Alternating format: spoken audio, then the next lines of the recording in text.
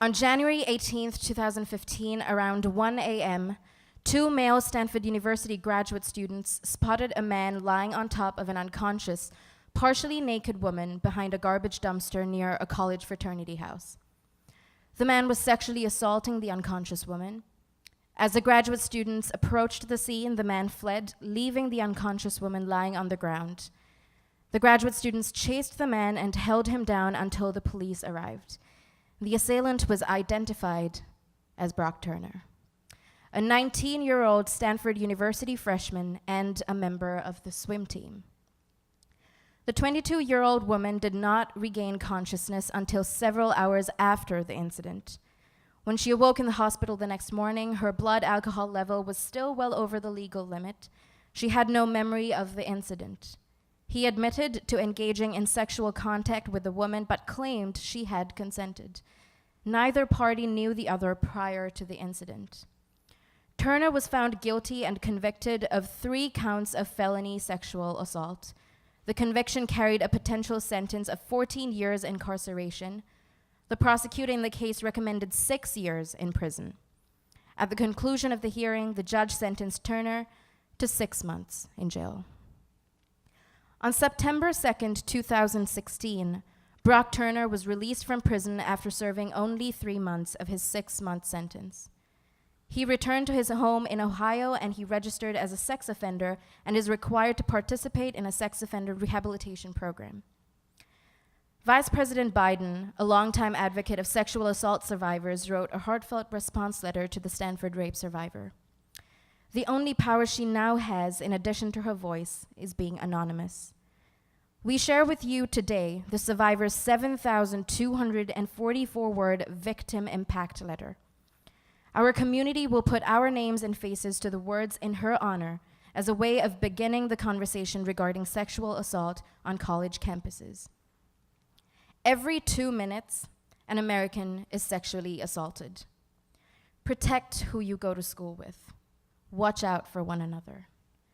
I'd like to thank and highlight our outside nonprofit organizations for their involvement, Fight the New Drug, and Planned Parenthood. We have resources outside with information about how they relate to this issue. We'd like to remind you that Adelphi took a pledge as a university in 2014 towards bystander intervention with the White House initiative, It's on Us. If you haven't taken a personal pledge, do so after the event today at itsonus.org and join the movement. We'd like to thank all our partners for their continuous and tremendous support on helping this event come to life. We have ways you can all be an active part of this conversation too, and how so? Write a response to today's event on the provided tags on your way out by our ushers. Your reaction will be used in a future project, and we ask that you write clearly, keep it brief, honest, and anonymous. We will have collection boxes located at each entrance. Note that the following performance includes graphic material that may be triggering for some viewers and audience members. For those who at any time need to leave the theater, please use the emergency exits at the top of the theater. We have counselors from both our counseling center and the Safe Center Long Island for assistance in the interlude lounge immediately outside.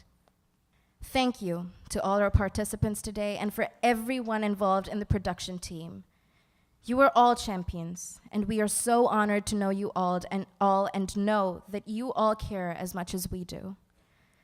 There are survivors all around us dealing with the shame of their assault. This is for you.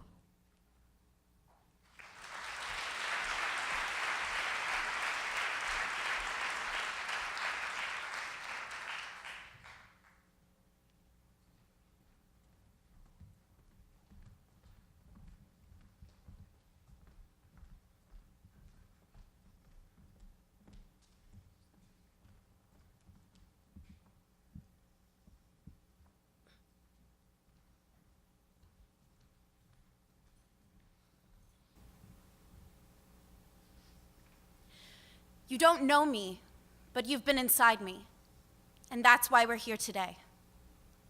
On January 17th, 2015, it was a quiet Saturday night at home. My dad made some dinner, and I sat at the table with my younger sister who was visiting for the weekend. I was working full-time, and it was approaching my bedtime.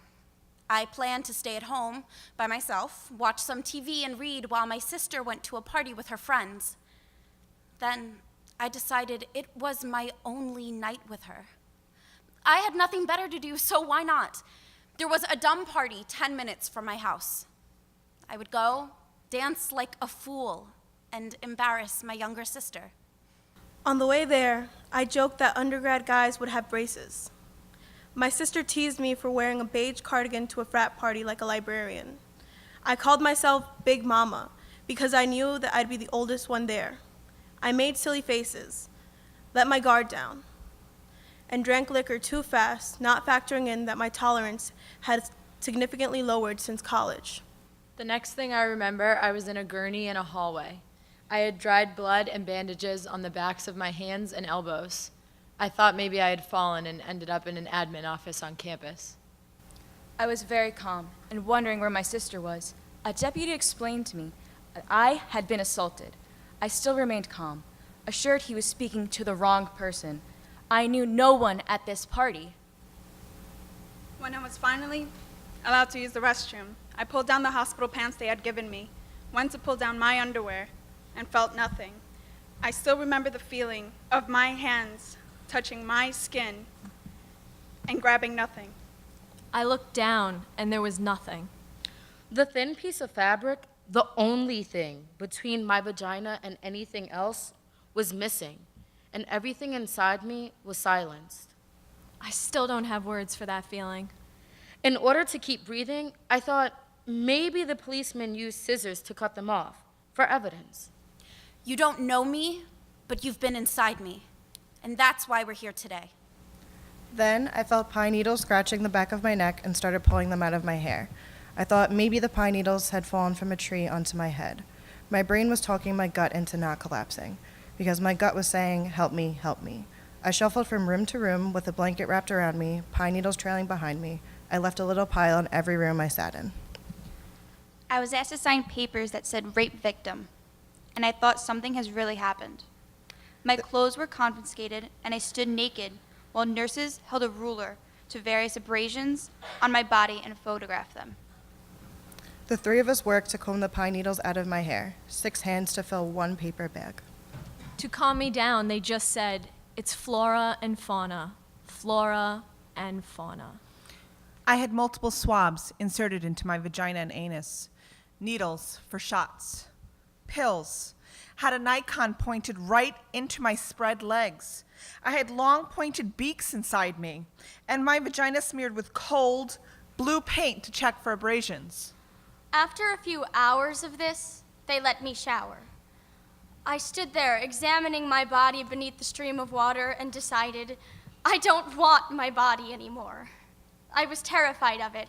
I didn't know what had been in it, if it had been contaminated, who had touched it. I wanted to take my body off like a jacket and leave it at the hospital with everything else.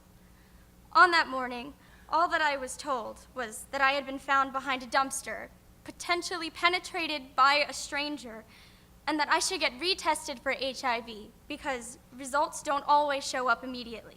But for now, I should go home and get back to my normal life. Imagine stepping back into the world with only that information.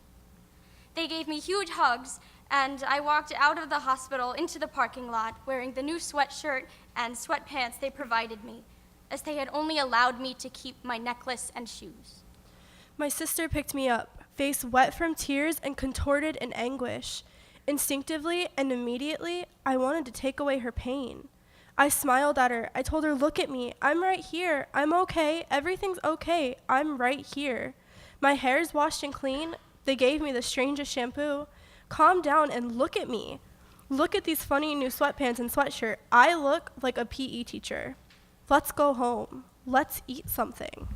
She did not know that beneath my sweatsuit, I had scratches and bandages on my skin. My vagina was sore and had become a strange, dark color from all the prodding. My underwear was missing, and I felt too empty to continue to speak. That I was also afraid, that I was also devastated. That day, we drove home, and for hours in silence, my younger sister held me. My boyfriend didn't know what happened, but called that night and said, "I was really worried about you last night. You scared me. Did you make it home okay?" I was horrified. That's when I learned that I had called him that night, in my blackout, left an incomprehensible voicemail. We had also spoken on the phone, but I was slurring so heavily that he was scared for me, that he kept repeating to go find my sister. Again, he asked me, "What happened last night? Did you make it home okay?" I said yes and hung up to cry. I was not ready to tell my boyfriend or parents that actually I may have been raped behind a dumpster, but I don't know by who or when or how. If I told them, I would see the fear on their faces and mine would multiply by tenfold. So instead, I pretended the whole thing wasn't real. I tried pushing it out of my mind, but it was so heavy I didn't talk, I didn't eat, I didn't sleep, I didn't interact with anyone. After work, I would drive to a scheduled place to scream. I didn't talk, I didn't eat, I didn't sleep, I didn't interact with anyone, and I became isolated from the ones I love most. For over a week after the incident, I didn't get any calls or updates about that night or what happened to me. The only symbol that proved that it hadn't just been a bad dream was the sweatshirt from the hospital in my drawer. One day, I was at work, scrolling through the news on my phone, and came across an article. In it, I read and learned for the first time how I was found. Unconscious, with my hair disheveled. Long necklace wrapped around my neck, bra pulled out of my dress. Dress pulled off over my shoulders and pulled up above my waist. That I was butt naked all the way down to my boots. Legs spread apart. And had been penetrated by a foreign object, by someone I did not recognize. This was how I learned what happened to me. Sitting at my desk, reading the news at work. I learned what happened to me the same time everyone else in the world learned what happened to me. That's when the pine needles in my hair made sense. They didn't fall from a tree. He had taken off my underwear. His fingers had been inside me. I don't even know this person. I still don't know this person. When I read about me like this, I said, "This can't be me. This can't be me." I could not digest or accept any of this information. I could not imagine my family having to read about this online. I kept reading. In the next paragraph, I read something that I will never forgive. I read that according to him, I liked it. I liked it. Again, I do not have words for these feelings.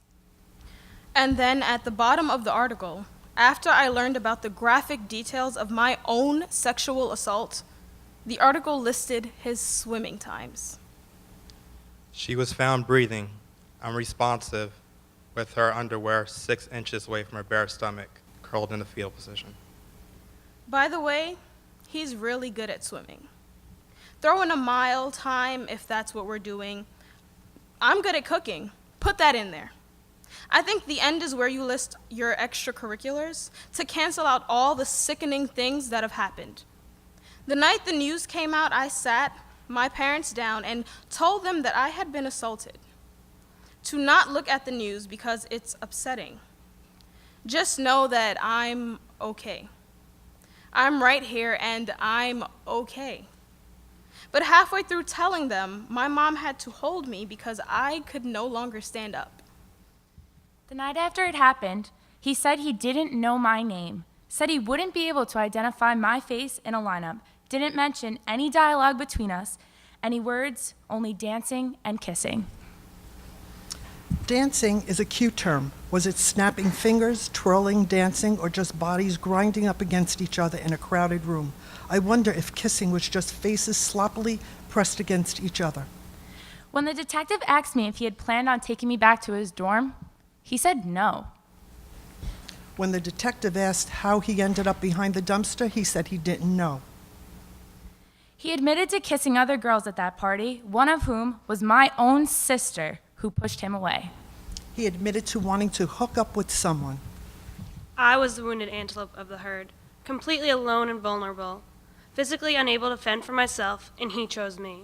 Sometimes I think if I hadn't have gone, this never would have happened. But then I realized it would have happened just as somebody else. You are about to enter 4 years of access to drunken girls and parties, and if this is the foot you started off on, then it is right that you did not continue. The night after it happened, he said he thought I'd like rub his back, a back rub.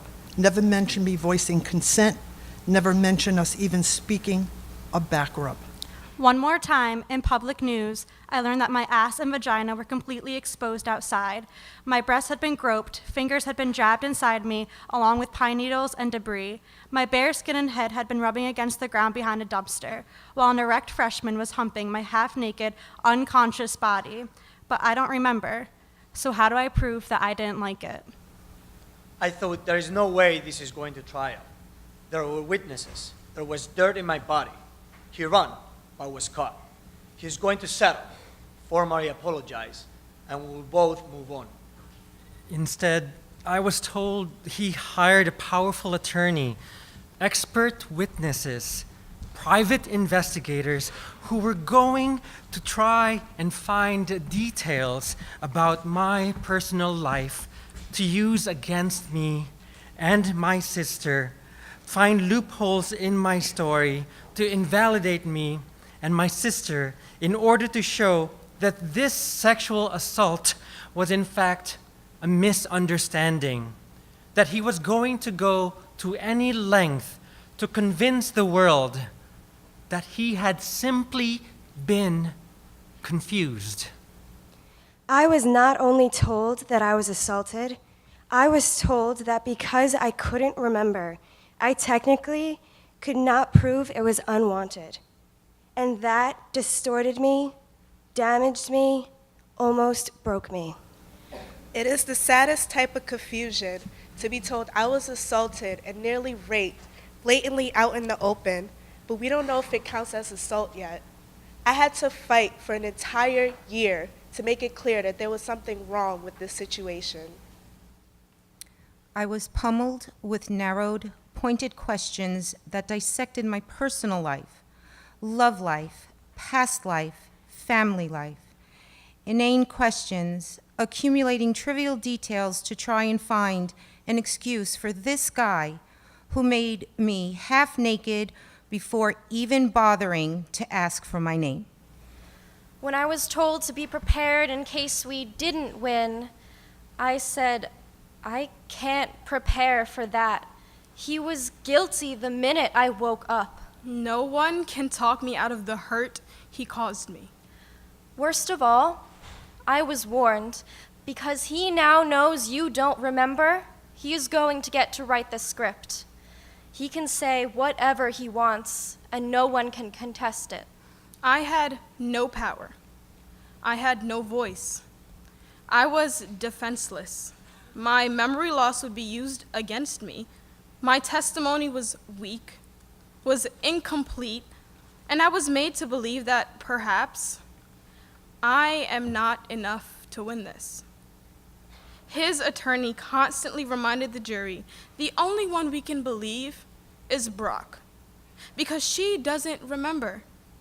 That helplessness was traumatizing.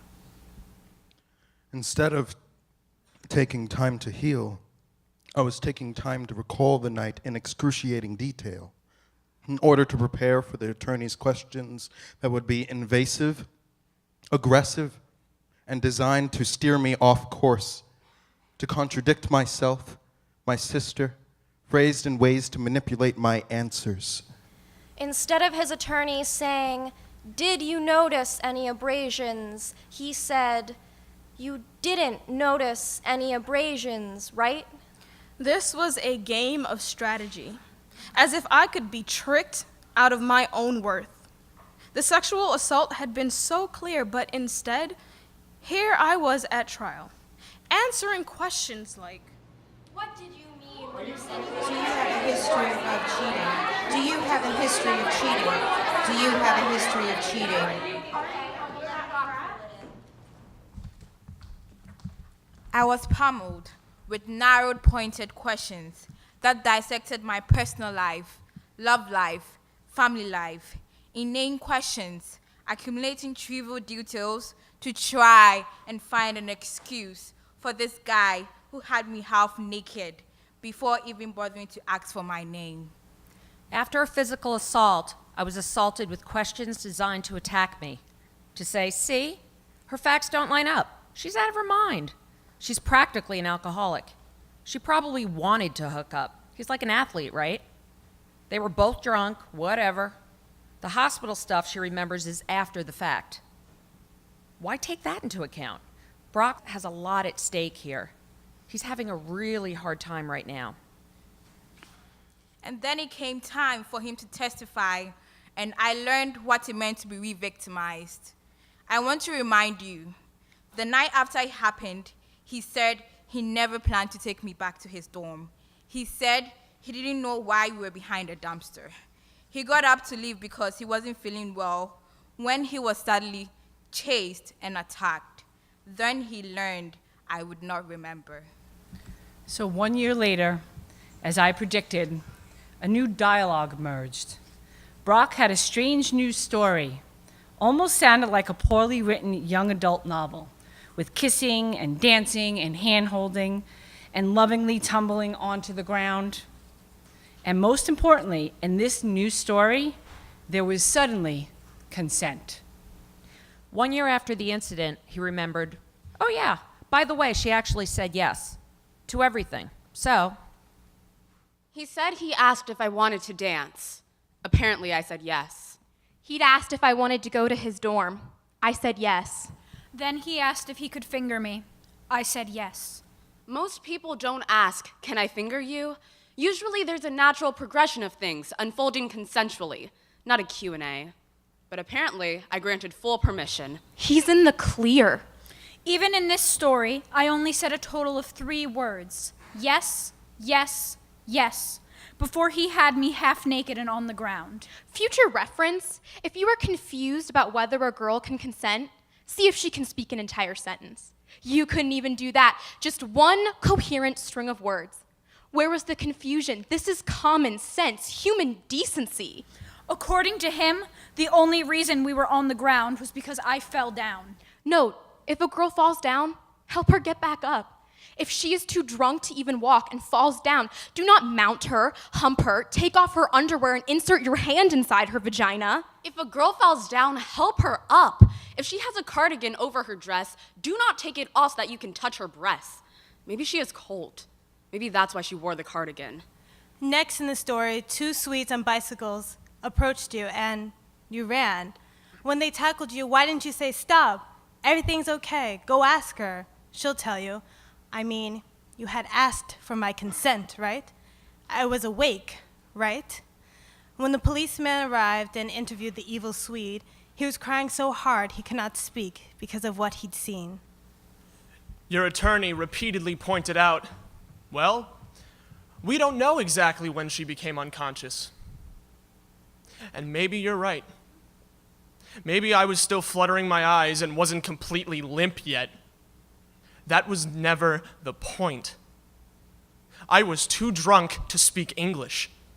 Too drunk to give consent way before I was on the ground. I should have never been touched in the first place.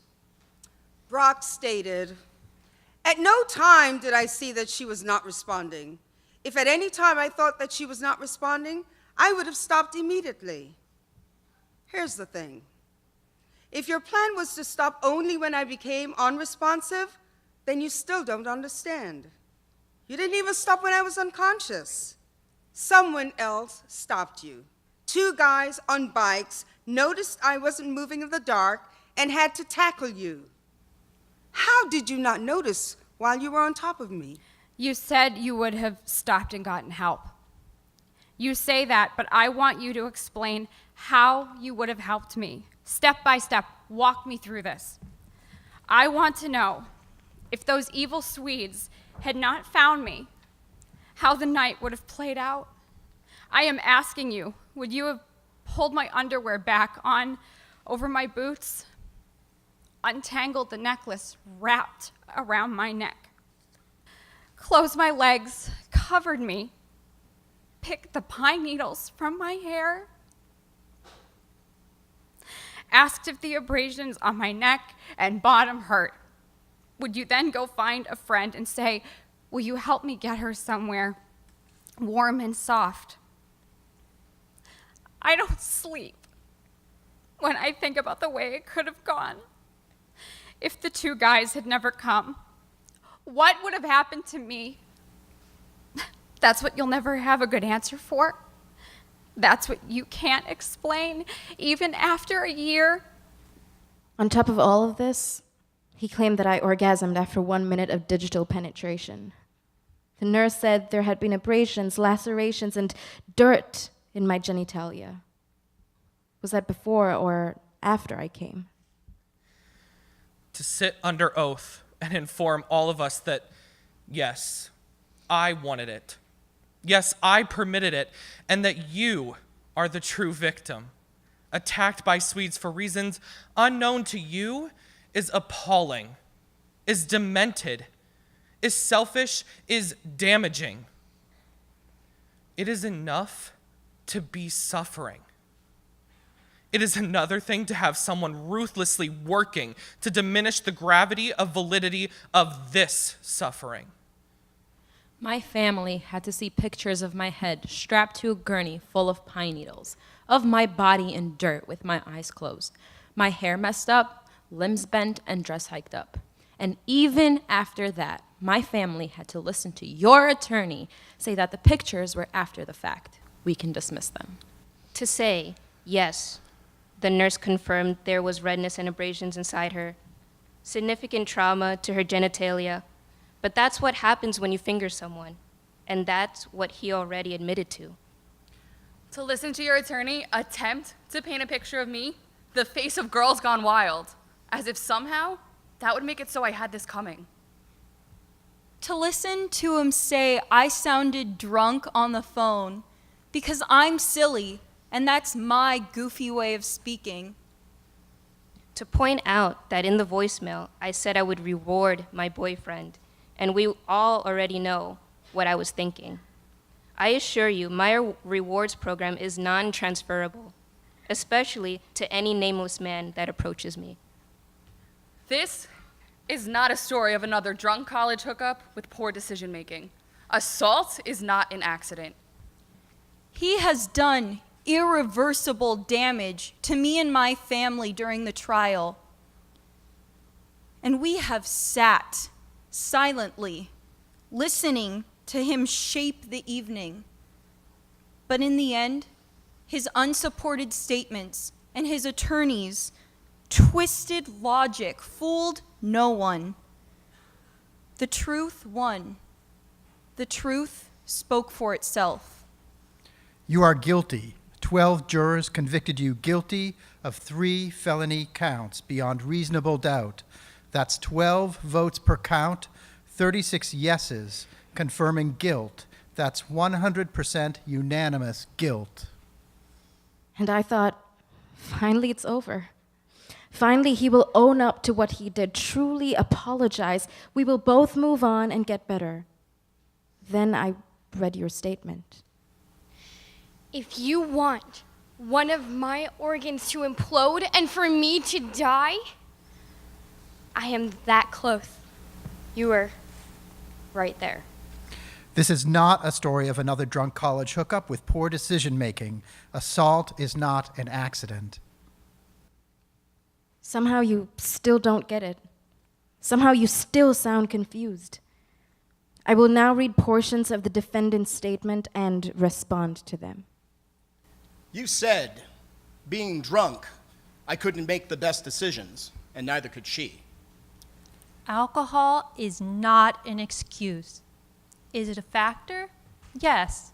But alcohol is not the one who stripped me, who fingered me with my head dragging across the ground and me almost fully naked. Having too much to drink was an amateur mistake that I admit to, but it is not criminal.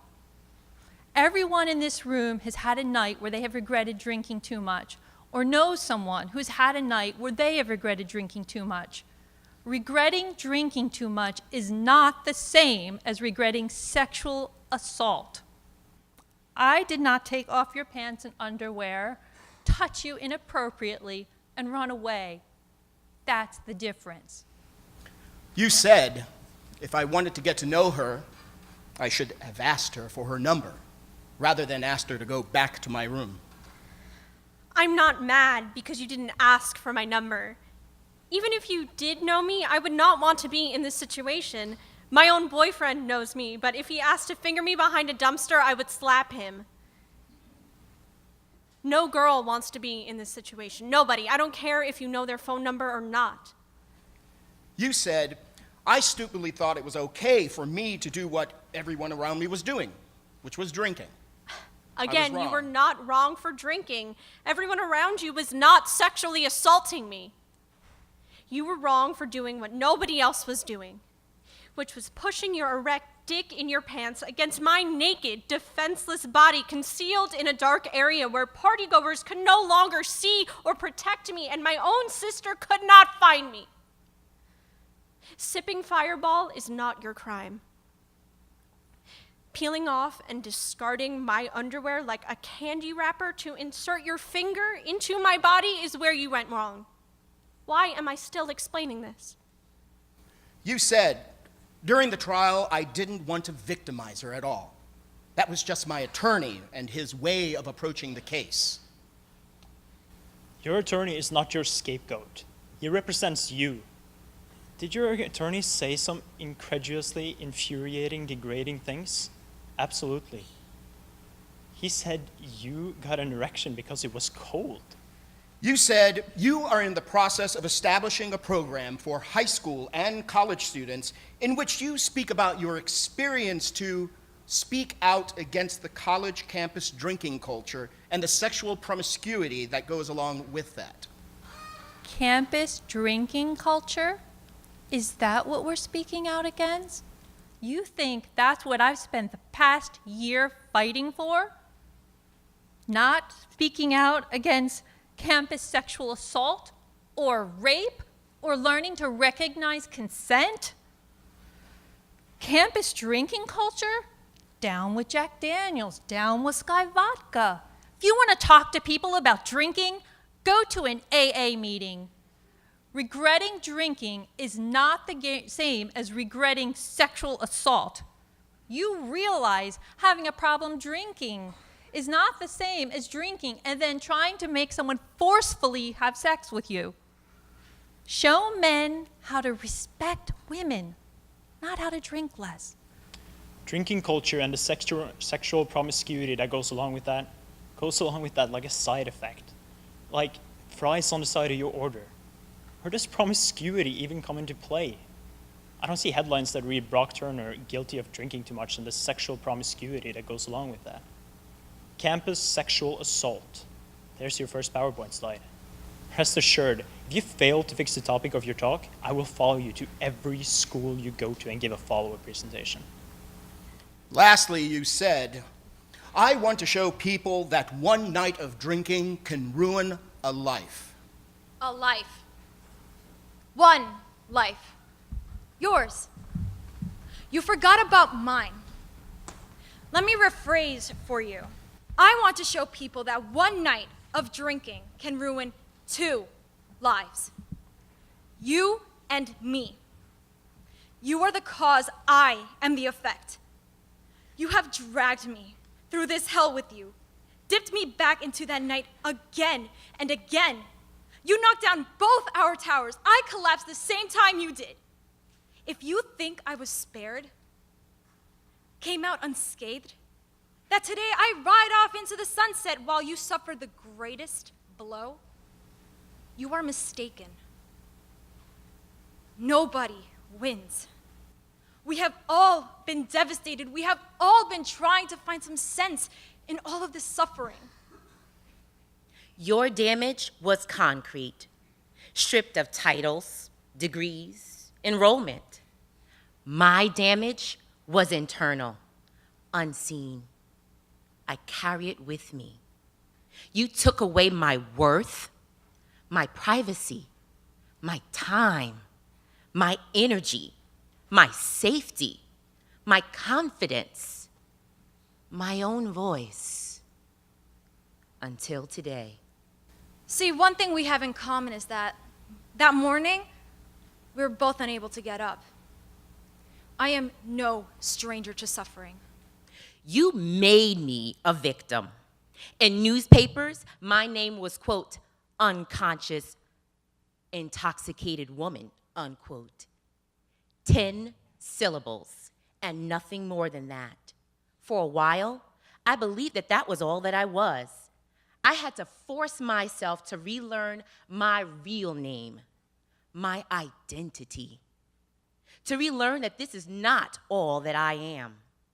That I'm not just a drunk victim at a frat party behind a dumpster, while you, the all-American swimmer at a top university, innocent until proven guilty, with so much at stake.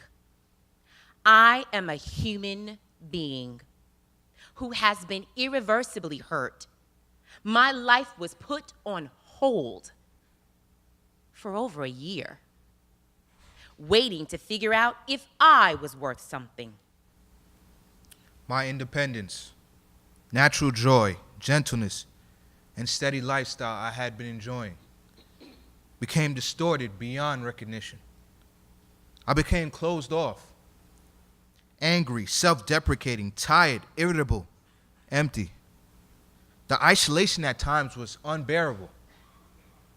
You cannot give me back the life I had before that night either.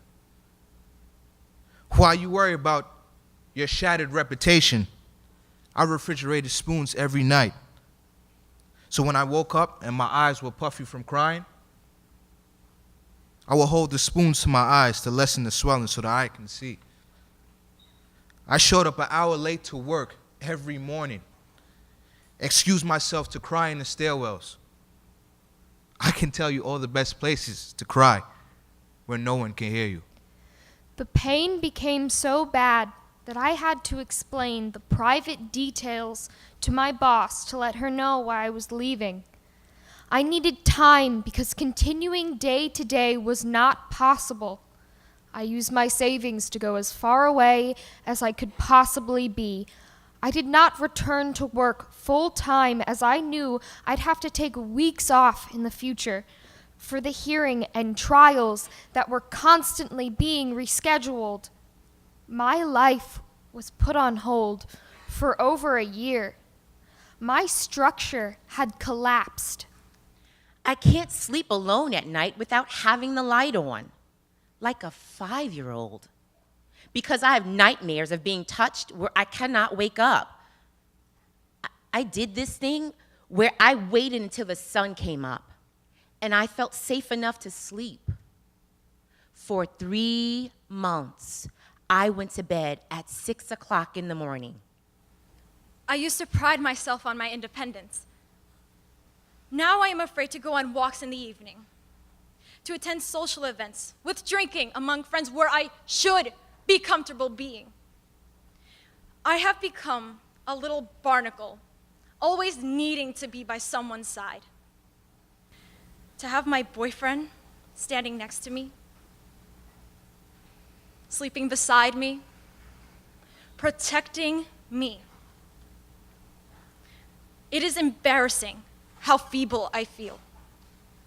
Timidly moving through life, always guarded, ready to defend myself, ready to be angry. You have no idea how hard I have worked to rebuild parts of me that are still weak. It took me 8 months to even talk about what happened. I could no longer connect with friends, with everyone around me. I would scream at my boyfriend, my own family, whenever they brought this up. You never let me forget what happened to me. At the end of the hearing, the trial, I was too tired to speak. I would leave drained, silent. I would go home, turn off my phone, and for days I would not speak. You bought me a ticket to a planet where I lived by myself.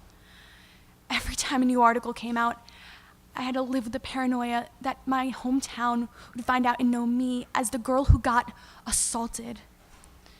I didn't want anyone's pity, and I'm still learning to accept victim as part of my identity. You made my hometown an uncomfortable place to be. You cannot give me back my sleepless nights, the way I have broken down sobbing uncontrollably if I'm watching a movie and a woman is harmed. To say it lightly, this experience has expanded my empathy for other victims. I have lost weight from the stress, and when people would comment, I'd say, "Oh, I've just been running." But there were times when I do not even want to be touched. I have to relearn that I am not fragile. I am capable, wholesome, not livid and weak. When I see my younger sister hurting, when she is unable to keep up in school, when she is deprived of joy, when she is not sleeping, when she is crying so hard on the phone, she is barely breathing, telling me over and over again that she is sorry for leaving me alone that night. Sorry. Sorry. Sorry. When she feels more guilt than you, then I do not forgive you. That night I had called her to try and find her, but you found me first. Your attorney's closing statement began, "Her sister said she was fine, and who knows better than her sister?" You tried to use my own sister against me. Your points of attack were so weak, so low, it was almost embarrassing. You do not touch her. You should have never done this to me. Secondly, you should have never made me fight so hard to tell you you should have never done this to me. But here we are. The damage is done. No one can undo it. And now we both have a choice. We can let this destroy us. I can remain angry and hurt, and you can be in denial. Or we can face it head on. I accept the pain, and you accept the punishment, and we move on. Your life is not over. You have decades of years ahead to rewrite your story. The world is huge. It is so much bigger than Palo Alto and Stanford, and you will make a space for yourself in it where you can be useful and happy. But right now, you do not get to shrug your shoulders and be confused anymore. You do not get to pretend that there were no red flags. You have been convicted of violating me intentionally, forcibly, sexually, with malicious intent, and all you can admit to is consuming alcohol? Do not talk about the sad way your life was upturned because alcohol made you do bad things. Figure out how to take responsibility for your own conduct. Now to address the sentencing. When I read the probation officer's report, I was in disbelief, consumed by anger, which eventually quieted down to profound sadness. My statements have been slimmed down to distortion and taken out of context. I fought hard during this trial and will not have the outcome minimized by a probation officer who attempted to evaluate my current state and my wishes in a 15-minute conversation, the majority of which was spent answering questions I had about the legal system. The context is also important. Brock had yet to issue a statement, and I had not read his remarks. My life has been on hold for over a year of anger, anguish, and uncertainty, until a jury of my peers rendered a judgment that validated the injustices I had endured. Had Brock admitted guilt and remorse and offered to settle early on, I would have considered a lighter sentence, respecting his honesty, grateful to be able to move our lives forward. Instead, he took the risk of going to trial, added insult to injury, forced me to relive the hurt as details about my personal life and sexual assault were dissected before the public.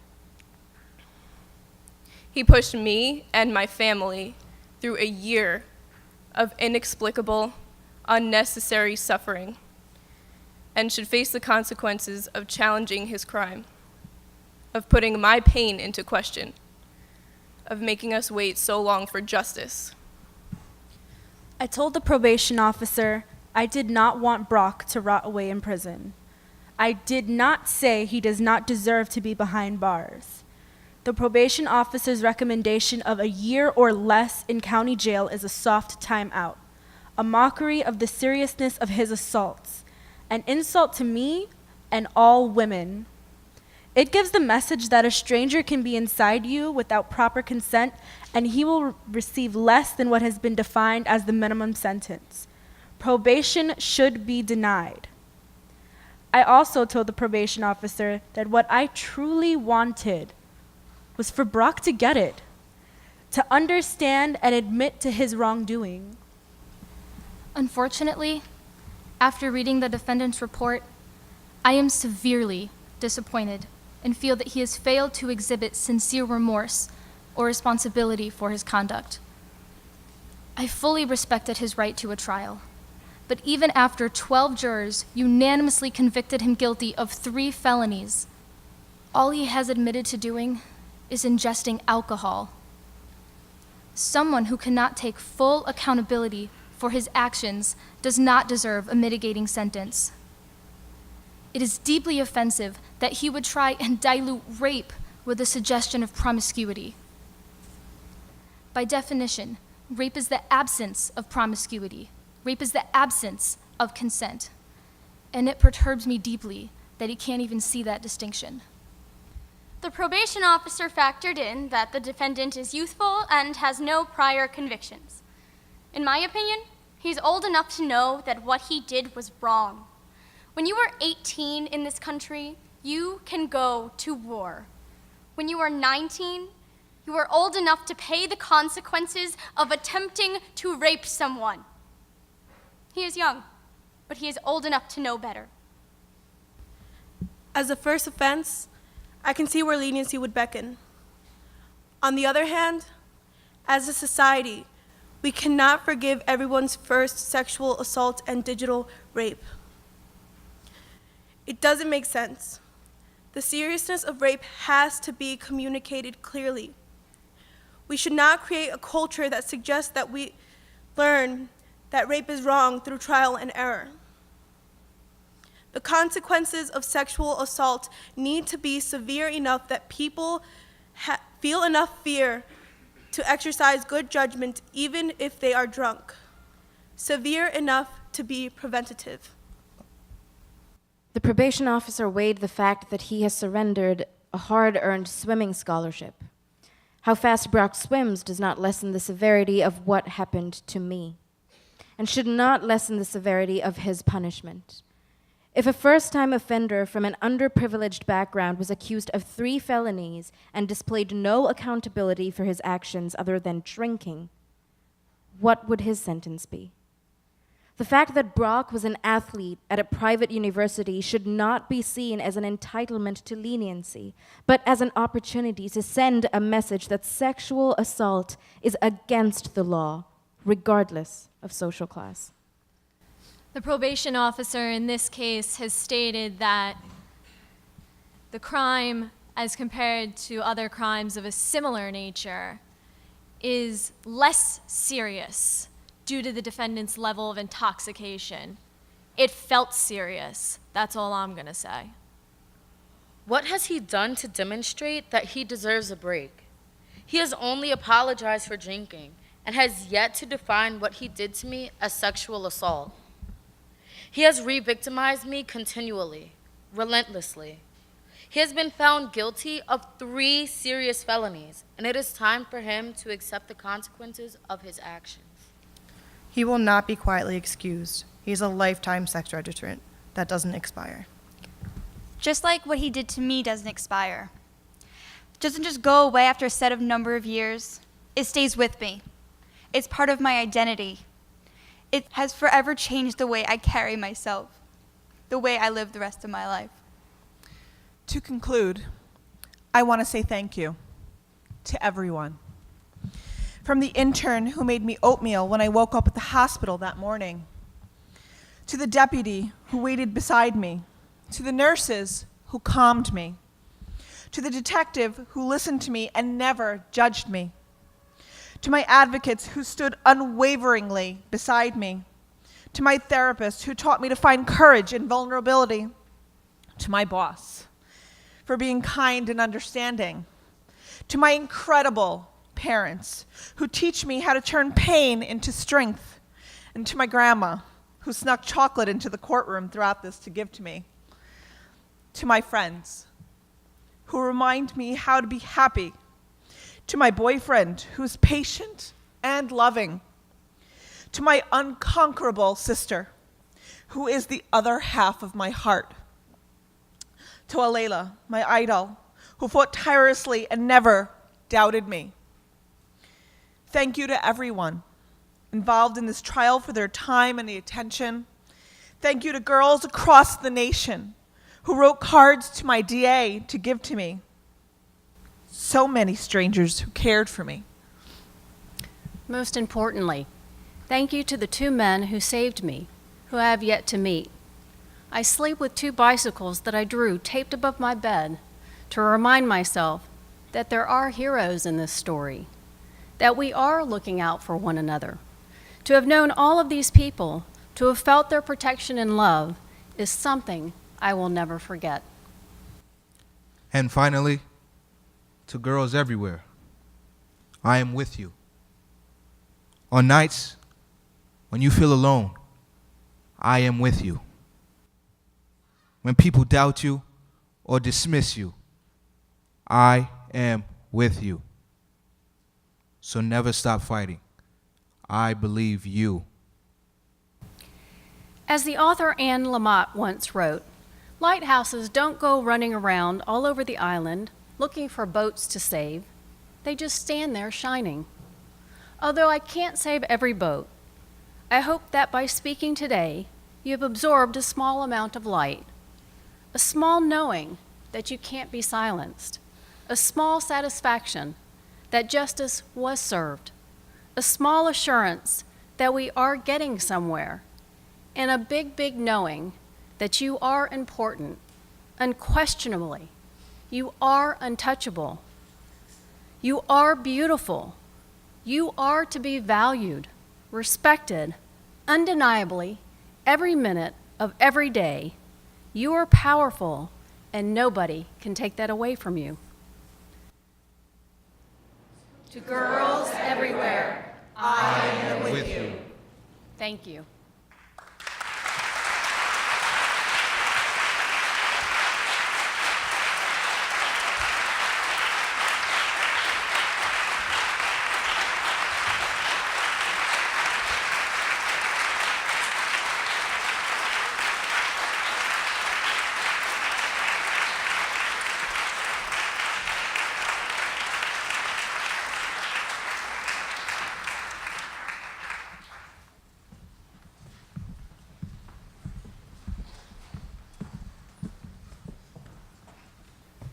I do not know your name, but your words are forever seared in my soul.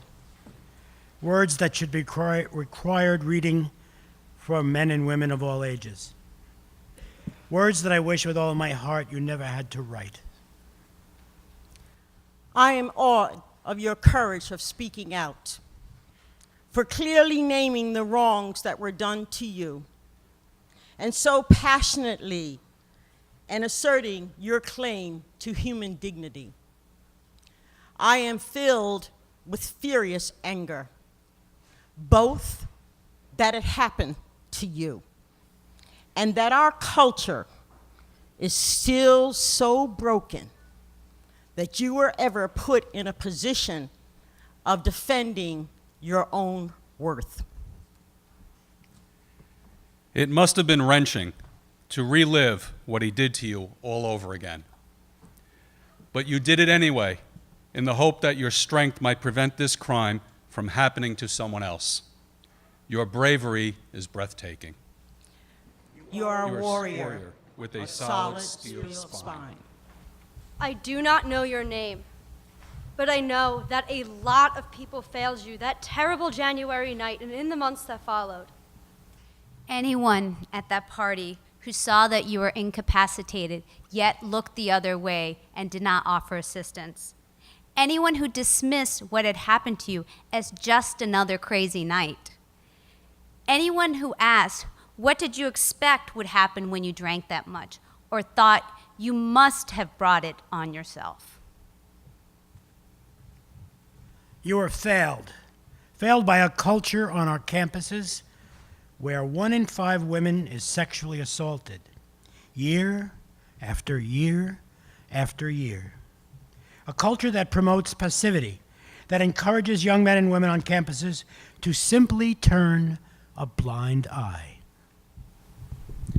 The statistics on sexual assault haven't gone down in the past 2 decades. It's obscene, and it's a failure that lies at all of our feet.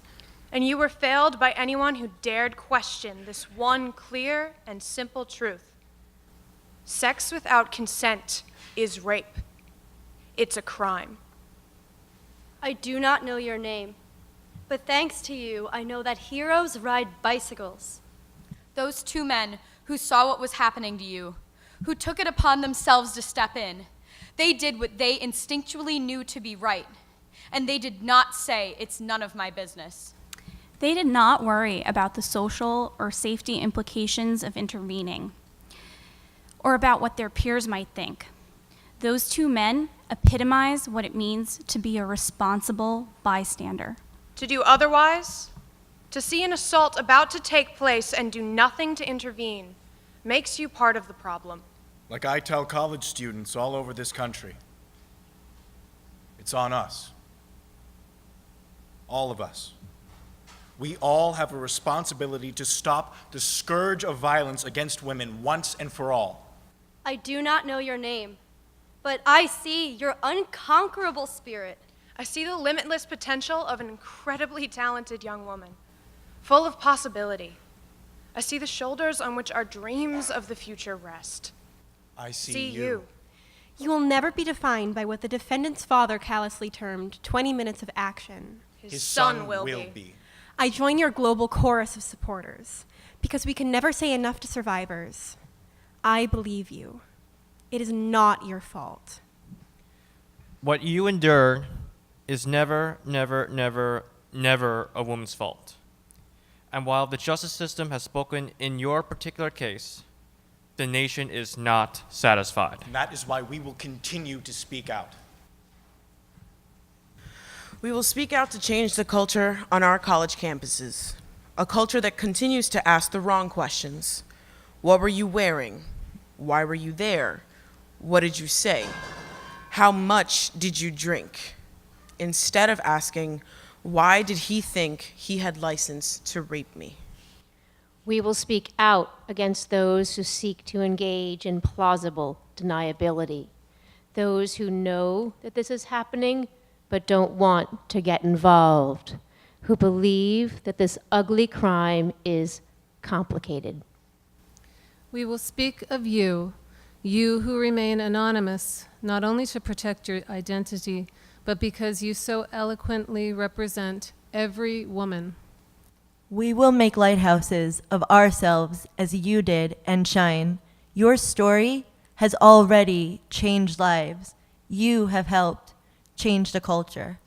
You have shaken untold thousands out of torpor and indifference towards sexual assault that allows this problem to continue. Your words will help people you have never met and never will. You have given them the strength that they need to fight. And so I believe you will save lives. I do not know your name, but I will never forget you. The millions who have been touched by your story will never forget you. And if everyone who shared your letter on social media or who have had a private conversation in their homes with their daughters and their sons draws upon the passion and the outrage and the commitment that they feel right now, the next time there's a choice between intervening and walking away, then I believe you will have helped change the world for the better.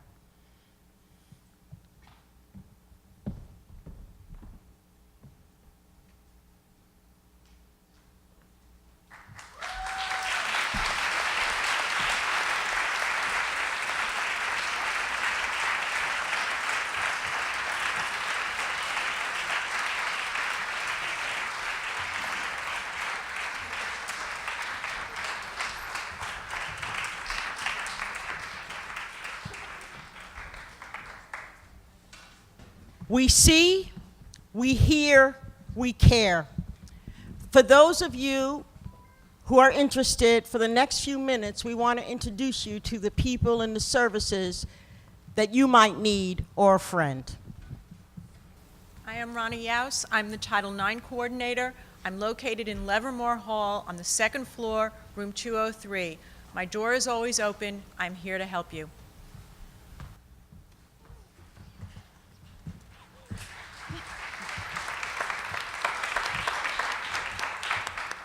I'm Carol Lucas. I'm from the Student Counseling Center. We're located in University Center, room 310, and you can come and see us at any time. I'm Teresa Bertozzi, Assistant Director of Health Services. We're located in Waldo Hall, and we're here to help.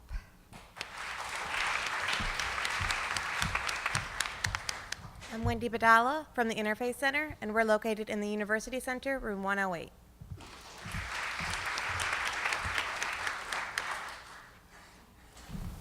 My name is Gene Palmer. I'm the Associate Director of Public Safety. We operate 365 days a year, 24 hours a day. We're located in Livermore Hall, and we're here for you.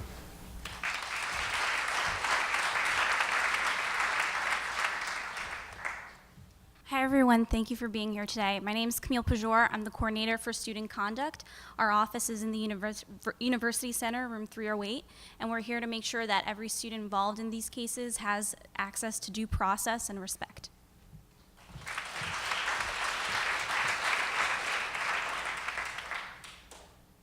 Hello, my name is Perry Green. I'm Vice President of Diversity and Inclusion, and my office is open to everybody on campus. We are particularly interested in us being a welcoming and inclusive campus, and we will stand with anybody against gendered violence.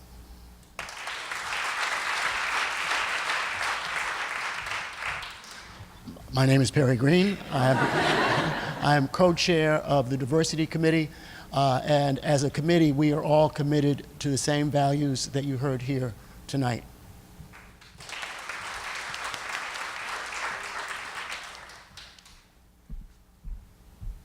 My name is Heather Stevenson. I'm the Campus Education and Outreach Coordinator for the SAFE Center. We are a victim-based service agency in Bethpage. All of our services are completely free and confidential, and know that you are never alone.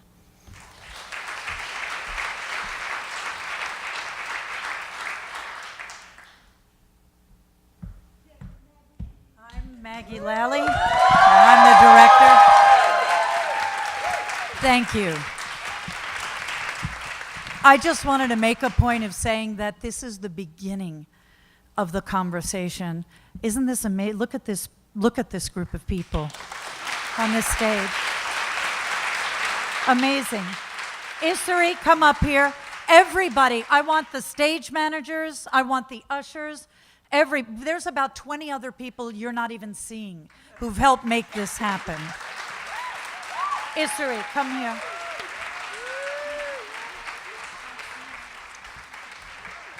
Sweetheart. I just want to say this is why we do this, right? What a gift it is to be able to do something like this. Thank you so much for coming, for being here. Let's keep talking. Thank you.